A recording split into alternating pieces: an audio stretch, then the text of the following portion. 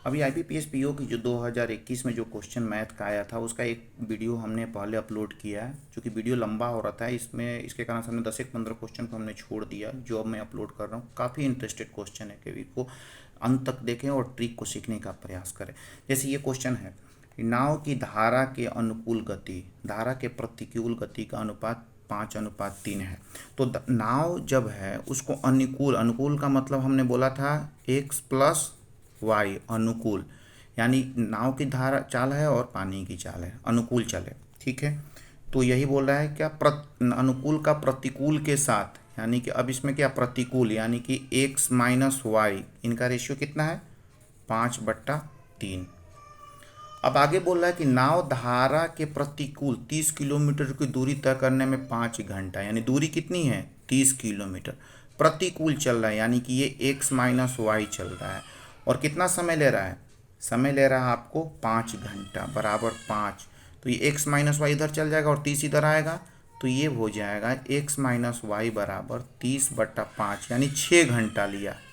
Okay, अब इस 6 घंटे को हम यहाँ पुट कर सकते हैं, 6 यहाँ लिख देंगे तो x+y के वैल्यू निकल जाएगी। 3 को 6 से कटाएंगे 2 बार में जाएगा और 2 5 से गुना होगा तो 10, यानी x+y बराबर 10 किलोमीटर पर आवर, जिसमें ये नाव की चाल है और ये पानी की चाल है। अब देखिए, अब बोल रहा है कि अब वो जो है ना धारा के अनुकूल, यानी इसी चाल से चलना है, 40 किलोमीटर दूरी तय करने में नाव कितना समय लेगा।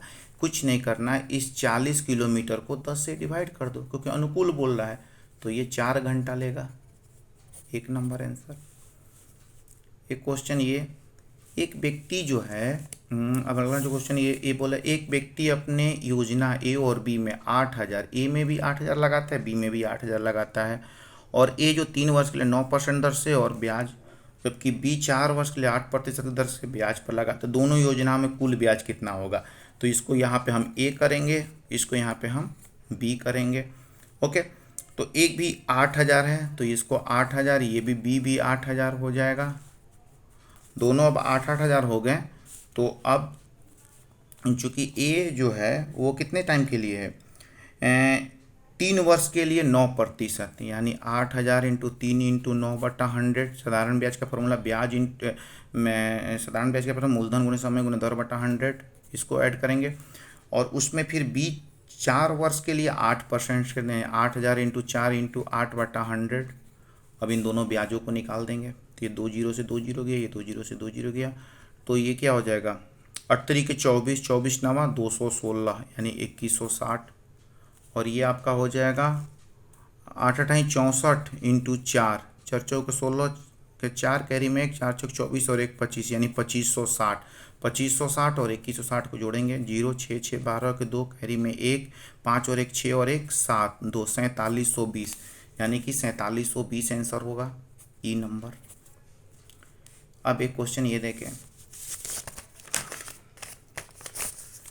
एक क्वेश्चन, ए अपने कार्य का 25% 7 दिन में करता है, इंटरेस्टेड क्वेश्चन है। बी समान कार्य का 2/7 12 दिन में करता है। ए और बी एक साथ काम शुरू कर 12 दिन तक करने के बाद सी उसको रिप्लेस कर दिया जाता है सी के द्वारा, और शेष काम सी 3 दिन में पूरा कर देता है, तो सी अकेले। आप देखिए इंटरेस्टेड क्वेश्चन है, एक पहले 25% भाग 7 दिन में करता है, तो ए का पहले निकालिए 25% का मतलब 25/100 बराबर 7 दिन, 25 चौका 100, यानी इधर जाएगा, तो ए जो है उस काम को 28 दिन में कर लेगा, 4 उधर जा करके।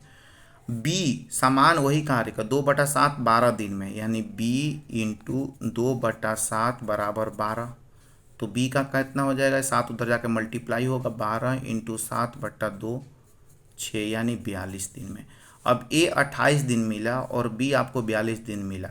अब ये क्वेश्चन बोला ए और बी एक साथ काम शुरू कर देते हैं, तो इनका एक दिन का पहले काम निकाले, फॉर्मूला बताए थे 28 इंटू 42, और ये दोनों जुड़ जाएगा, 8 और 2 10 की 0 1, 5 और 2 7। ओके, कटाएंगे इसको तो 7 10 बार में जाएगा, और 7 चौक 28, और ये 2 5 और ये 2, यानी 42 दूनी 84/5। ये चूँकि 84/5 दिन में अगर दोनों मिल के करें तो काम को कर सकते हैं। लेकिन क्या ये 12 दिन तक ही काम कर रहे हैं, क्योंकि 12 दिन के बाद सी रिप्लेस कर रहा है, तो इसका एक दिन का काम निकालिए। तो एक दिन का काम के लिए पलट जाएगा, 5/84 होगा। अब ये 5/84 12 दिन में कितने भाग काम कर दिए, तो 12 7 84 यानी 5/7 भाग काम कर दिए। शेष कितना बचा, शेष 1 - 5/7, तो 1 - 5/7 बचा।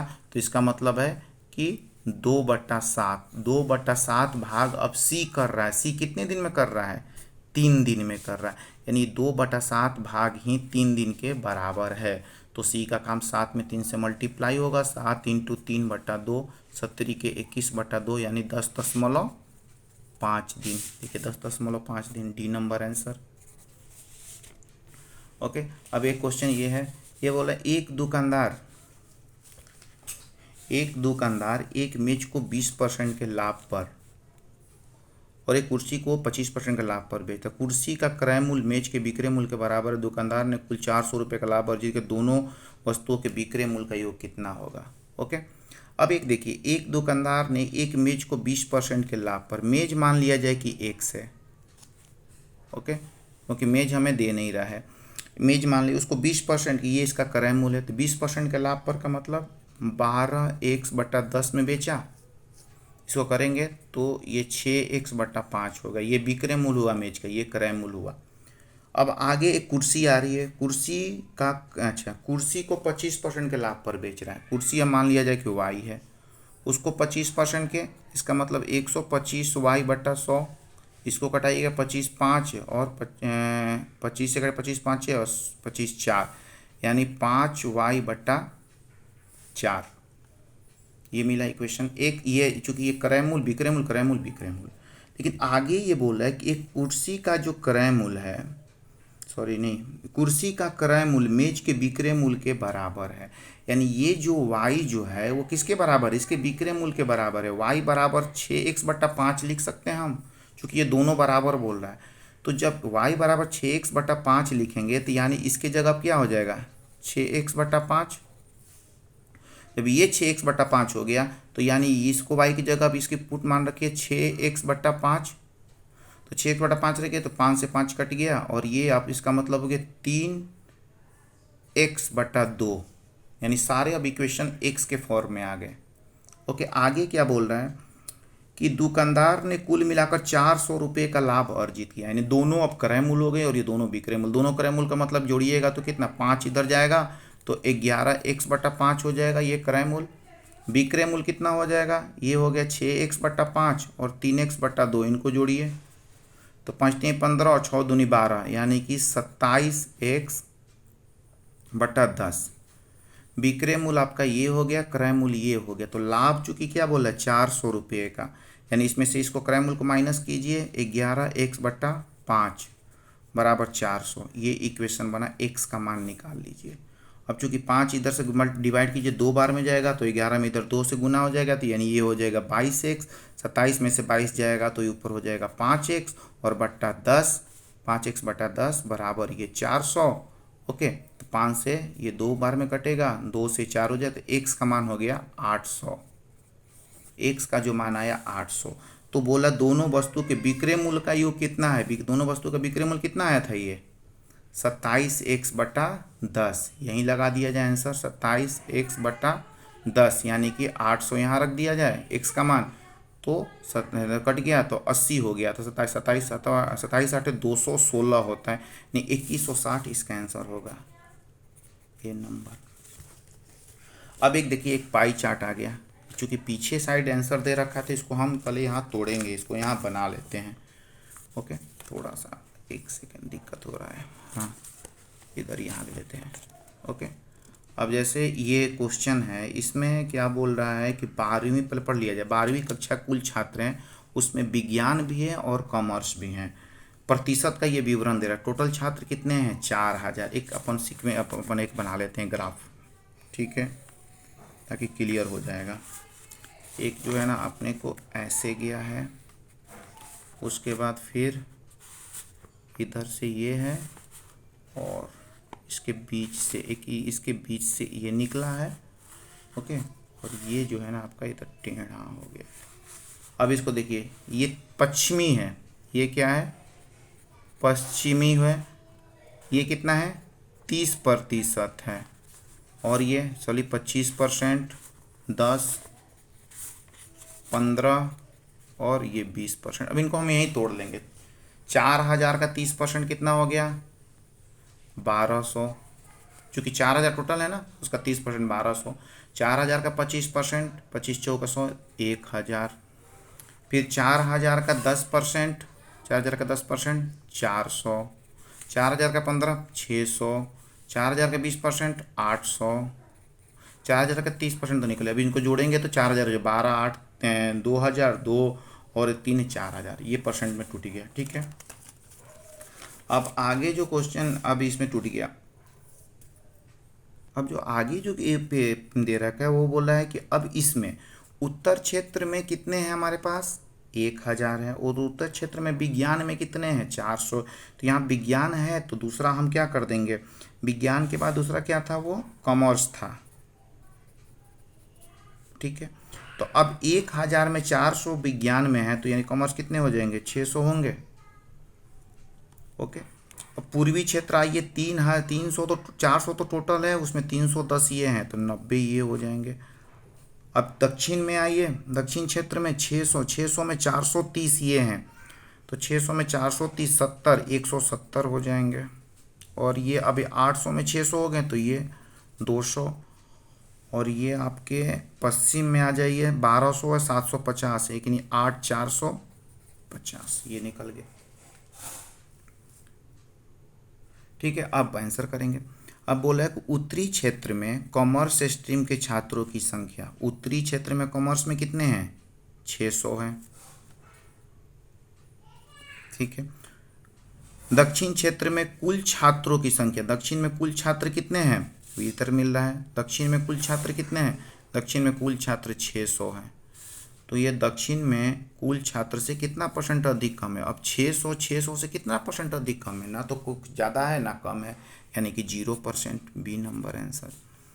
अब अगला क्वेश्चन, पश्चिम क्षेत्र में कॉमर्स के छात्रों की संख्या, पश्चिम क्षेत्र में कॉमर्स के छात्रों की संख्या कितनी है 450।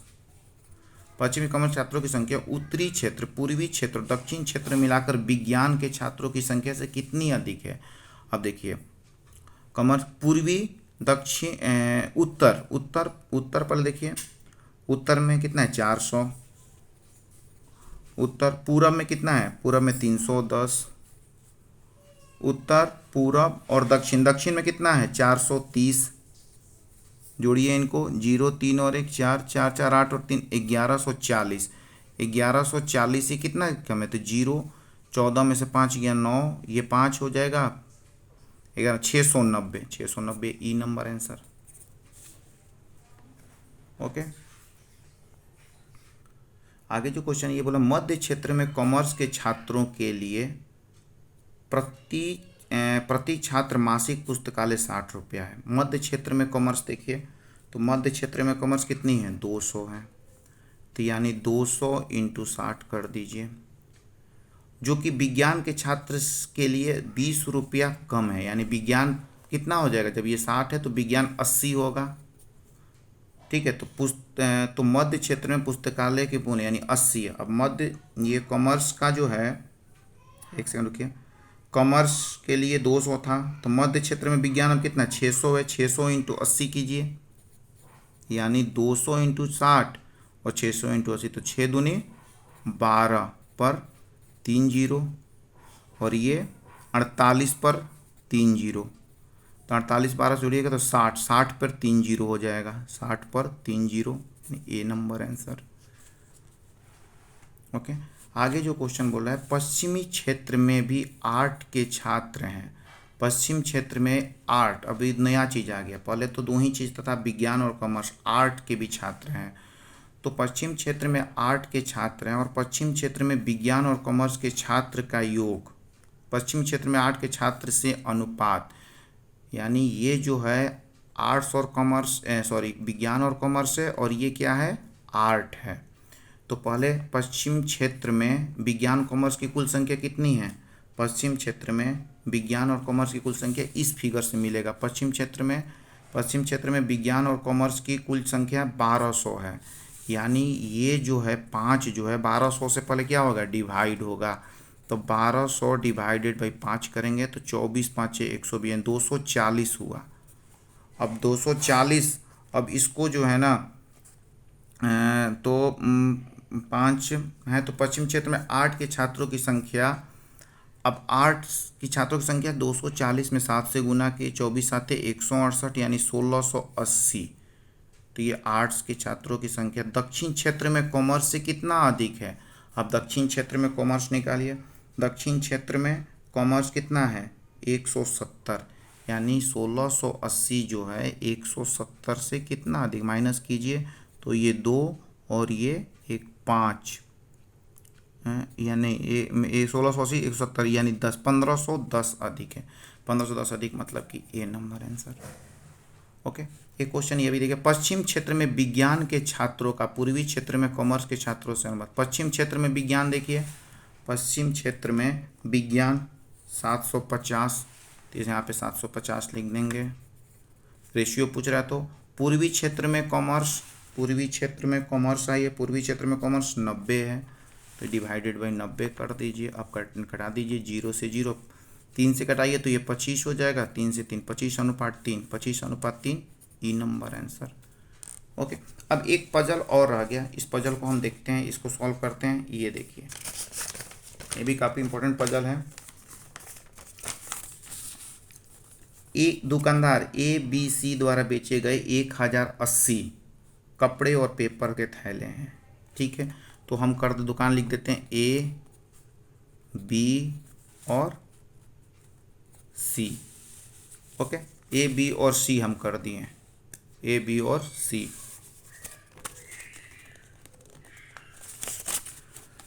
अब ये बोल रहा है कि टोटल कितने हैं, 1080 हैं, कपड़े हैं और पेपर हैं, यानी कि यहाँ पे हम कपड़े कर देते हैं और यहाँ पे हम पेपर कर देते हैं। दुकानदार ए मैंने दोनों मिला के पेपर और कपड़े B से 25% अधिक थैला बेचा। दुकानदार B द्वारा बेचे गए पेपर और कपड़े की थैली की संख्या समान है, यहाँ मिला। दुकान B द्वारा बेचे गए, सब पढ़ेंगे तो हमें जो है C द्वारा कपड़े, B द्वारा बेचे कपड़े के 25% अधिक है। एक बार पढ़ लिए, क्लू मिला, यहाँ से चलते हैं। दुकान B द्वारा बेचे गए पेपर के थैले की संख्या A द्वारा बेचे कपड़े से दुगना थैले, ये हटाइए। यहाँ देखिए, दुकान B द्वारा बेचे गए पेपर और कपड़े के थैले की संख्या समान है, यानी B द्वारा कपड़ा X बेचा जाता है तो पेपर भी X बेचा जाता है। ओके, अब आइए, दुकान A की पेपर कपड़े B से 20% अधिक थैला बेचा, यानी अब B कितना बेच रहा है, X और X, B बेचा 2X, तो 2X से जो ये क्या बेच रहा है 25% अधिक, यानी 25% अधिक का मतलब 125/100, 25 5 125, 25 चौके 100 और ये 2, यानी एज का टोटल बिक्री होगा वो 5x/2, या इधर लिखेंगे 5x/2, जिसमें कपड़ा भी है और पेपर भी है।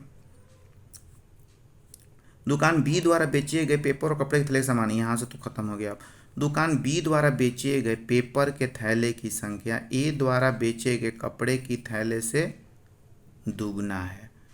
जो B द्वारा जो बेचा जा रहा है, इसको रहने, हाँ देखिए, B द्वारा बेचे गए पेपर, B जो ये पेपर बेच रहा है, B द्वारा बेचे गए पेपर A द्वारा बेचे गए कपड़े की थैला से दुगना है, यानी कि इस यहाँ पे जो होगा उसका क्या है, ये दुगना है। तो यानी यहाँ पे हम x/2 लिख सकते हैं। जब x/2 लिखेंगे उसमें 2 से गुना करेंगे तो x मिल जाएगा, समझ रहे बात को। तो जब ये चीज़ हो गया x/2 यहाँ लिख दिए।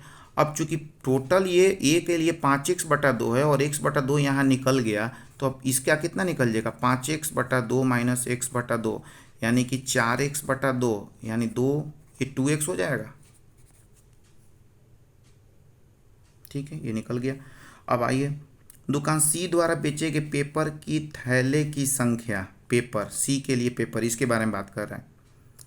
थैले की संख्या A द्वारा बेचे गए कपड़े के थैले का 50% है, यानी इसका जो है 50% ये है, तो यानी कि एक्स बटा 2 का 50/100 कर देंगे 2, यानी एक्स बटा 4, ये हो जाएगा एक्स बटा 4। अब एक क्वेश्चन ये देखिए, सी द्वारा बेचे गए कपड़े की संख्या बी द्वारा बेचे गए कपड़े के थैले का 25% है। बी द्वारा कपड़े के थैले कितना बेचा गया है, एक्स बेचा गया है, तो उसका जो है ना 25% ये है। तो एक्स का 25% निकालिए, एक्स बटा 25/100 यानी 25 एक्स बटा 25 एक्स बटा 4, ये मिला। अब इसको चूँकि अंक में नहीं दे रहा था, सबको हमने एक्स के फॉर्म में तोड़ लिया। अब इनको तोड़ेंगे तो कितना हो जाएगा, देखिए 2x और एक 3 और एक 4, यानी पहले तो ये 4x हो गया, 2 1 3 और एक 4, इनको तोड़ेंगे x बटा 4 और x बटा 4, ठीक है। तो इसको तोड़िए, x बटा 4 प्लस x बटा 4, 4 LCM होगा और x प्लस x यानी 2x बटा 4 यानी x बटा 2, इसका मान हो गया x बटा 2, और इधर बचा x बटा 2, एक ये बचा, ये पूरा मान आया 4x प्लस x बटा 2 प्लस x बटा 2, ये पूरा मान किसके बराबर है, 1080 के बराबर है। ओके, अब एलसीएम लेंगे तो 2 4 दूनी 8x plus x plus x, 8 9 10, 10x बटा 2, ओके 10x बटा 2, 2 से कटाएंगे यानी 5, यानी 5x बराबर 1080। तो x का मान निकालिए, 5 से कटे 5 दूनी 10, 5 1 मान 5 1 216 निकल गया मान, यानी ये हो गया आपका 216, ये हो गया 216। ओके, ये जब 216 होगा उसका 100, ये आधा हो गया 108। ओके, और ये इसका दुगना हो गया, यानी कि 6 दूनी 12 और 6 दूनी 12, 6 दूनी 2 छक्का 12 के 2 कैरी में 1, 2 कम 2 और 1 3, 2 दूनी के 4, 432। और ये जब 2 कटाएंगे 216 को 4 से, तो 4 5 20, 1 4 4 के 16, ये 54 और ये भी 54, ये हमारा आंसर हो गया। ये सेट कर लिया, अब आंसर करेंगे अपन, ठीक है। इस पे आते हैं, आंसर करते हैं। ओके, ये यहाँ रख देते हैं, इस पे आंसर करते हैं।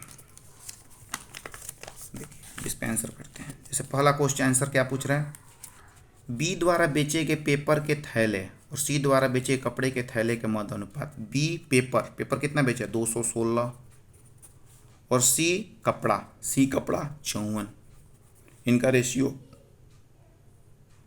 6 से कीजिए, 4 से कीजिए, 4 4 का 16, 4 4 का 16 के 4 में 1, 4 5 20 और 1 21, यानी 4:1, 4:1, ए नंबर। दूसरा जो क्वेश्चन, ए द्वारा बेचे गए कपड़े के थैले, ए द्वारा कपड़े के थैले कितने बेचा गया, 108। सी द्वारा बेचे गए पेपर के थैले, सी पेपर कितना बेच रहा है, 54, से कितना परसेंट अधिक है, तो 108 54 से कितना अधिक है, पहले तो 54, किससे पे निकालेंगे, इस पे निकालेंगे 54 बटा 54 इंटू 100, यानी कि 100%, डी नंबर। सभी दुकानदार द्वारा बेचे गए पेपर के थैले ये हो गया, यानी 432, 216 और 54 जोड़ दीजिए, 6 2 6 2 6 2 8 8 और 4 12 के 2 कैरी में 1, 3 और 1 4, 4 और 1 5 5 10 के 0 कैरी में 1, 5 5 और 2 702, ठीक है। सभी दुकानदार द्वारा बेचे गए पेपर का, सभी दुकानदार द्वारा बेचे गए कपड़े के थैले की औसत संख्या के मध्य कितना अंतर है, एक पेपर निकल गया, कपड़ा निकालिए, 8 8 और 6 14, 14 और 4 18 कैरी में 1, 1 और 1 2, 2 5 और 2 7 और 1 और 1 2, इनका डिफरेंस निकाल लीजिए, 12 में से 8 गया 4, 8 10 में से 8 गया 2 3, 424, ठीक है। अब चूंकि नहीं, एक सेकेंड गड़बड़ हो रहा है, पहले कि इनका जोड़िए, 2 6 और 2 6 और 2 8 4 12 के 2 कैरी में 1, 4 5 5 10 की 0 कैरी में 1, 5 5 और 2 702, ये तो ठीक है। इनका देखिए 8 6 14 4 18 18 कैरी में 1, 1 और 1 2, 5 और 2 7, ठीक है, और 2 और 1 3 होगा ना, क्योंकि ये 216 है। तो ये 10 में से 8 गया 4, 8 10 में से 8 गया 2, और ये 4 तो 3, 324 हुआ। चूँकि औसत पूछ रहा था, तो औसत जो है, अब ये चूँकि 3 ही है तो 3 से इसको डिवाइड कर देंगे, तो 3 एक बार में जाएगा, 0 8 3 8 24, 108, बी नंबर आंसर। अगला जो क्वेश्चन है, ये दुकान ए और सी द्वारा मिलाकर बेचे गए कपड़े की थैले की संख्या। ए और सी द्वारा कपड़ा, ए 108 है और सी 54 है, तो 8 4 12, 8 और 4 12 दोनों 1, 5 और 1 6, 162 कपड़े की संख्या। बी और सी द्वारा मिलाकर पेपर के, बी और सी में पेपर आई है, बी और सी में पेपर, इनको जोड़िए, 6 और 4, 6 और 4 10 में 1, 6 और 1 7, ओके। 270 से कितना अधिक या कम है? 270 162 माने कि 10 में से 2 गया 8, ये 7 हो गया 0, 108, डी नंबर, ओके। दुकान ए ने प्रत्येक पेपर के थैले और प्रत्येक कपड़े के थैले 10 और 15 रुपये में बेचे। ए के बारे में बात कर रहा है। पेपर के थैले कितने में बेचा है? 432 जो है ना, वो 10 के अनुसार बेचा है। 432 इंटू 10 कीजिएगा तो 4320 हो जाएगा। 432 इंटू 10 के 4320 हो जाएगा। और 15 रुपये जो है ना, वो क्या बेच रहा है? कपड़ा। कपड़ा 108, 108 इंटू 15 कीजिए तो 15 8 है 120, 2 1 15 कम 15 और 1 16, तो इनको जोड़ दीजिए, 0 2 2 4 6 और 3 9, 4 1 5940, 5940 सी। तो इस तरह हमने 2021 में जो आस्किंग क्वेश्चन इसको 2 भाग में अपलोड किया मैथ के क्वेश्चन को। इनके ट्रिक को सीखें, और जो है ना, यही क्वेश्चन आपको रिपीट होते हैं, यही पैटर्न पे आपके जो IBPS PO जो आने वाली प्री की एग्ज़ाम है, इस पैटर्न पे ही आएंगे। कृपया इसको ज़्यादा से ज़्यादा बनाएं, और अगर वीडियो अच्छा लगे तो कृपया लाइक और सब्सक्राइब करें। Thank you for watching.